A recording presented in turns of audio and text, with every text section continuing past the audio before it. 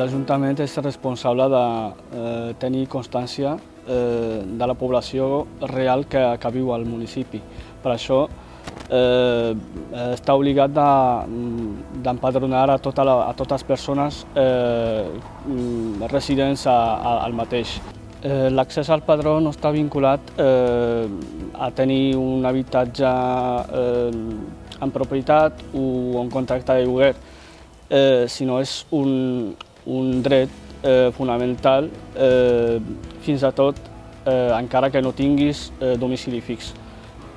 Sense padró no tens drets socials, per això l'Ajuntament té que facilitar i agilitzar els tràmits del padró.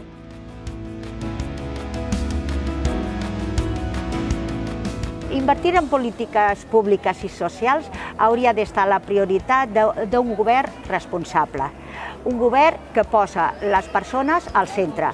Per tant, garantir que les necessitats de la ciutadania estan cobertes. No ens podem trobar que davant de situacions d'emergència social tinguem unes partides que no són suficients per donar resposta a la nostra ciutadania. Per tant, apostarem per internalitzar els serveis públics, que siguin de gestió directa per l'Ajuntament.